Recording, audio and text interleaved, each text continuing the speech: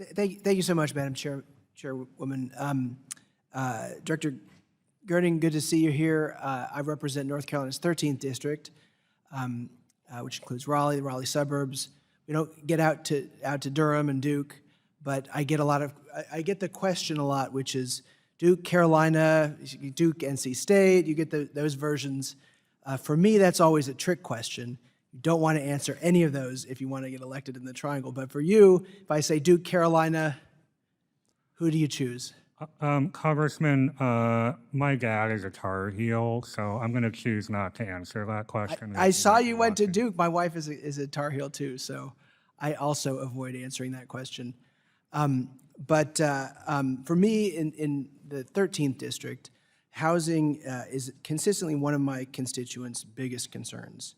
Escalating costs have created significant barriers to entry, making it increasingly difficult for aspiring homeowners to fulfill that American dream of owning a home. And I'm concerned that the SEC's proposed conflicts of interest rule may have negative effects on the housing market by preventing the securitization of assets. I certainly share the Commission's goal of preventing conflicts of interest, but I hope that the final rule isn't overly broad. In 2021, over 65% of mortgages were securitized, which is the key to providing stability in the housing market. How important do you think securitization is to mortgage lending?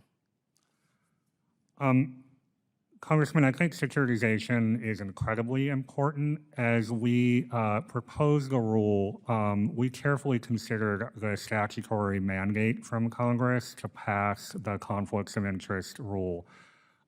We carefully considered our recommendations to the Commission on the scope of the rule and the hedging, market making, and liquidity commitment exemptions.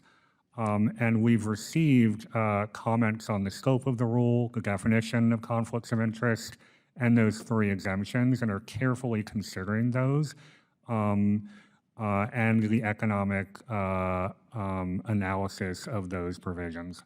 So if firms aren't able to participate in securitization because of an overly broad rule, just taking that hypothetical, how would this impact the liquidity and stability of the housing market?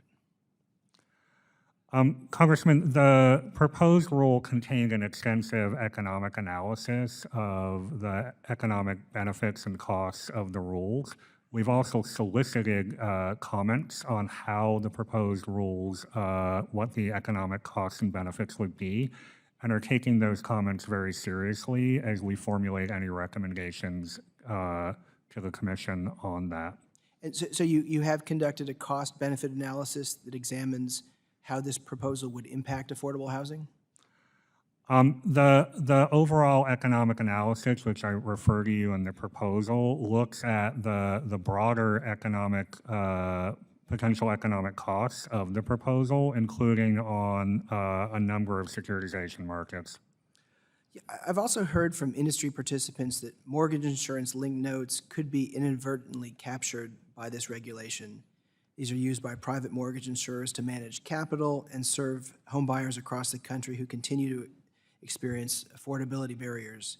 Has the SEC considered tailoring the regulation to ensure that this isn't an issue?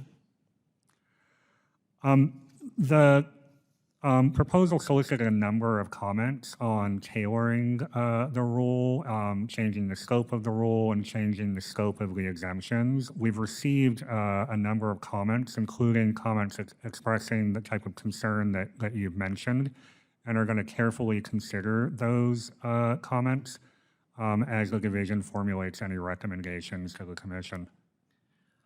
Thanks so much. I yield back.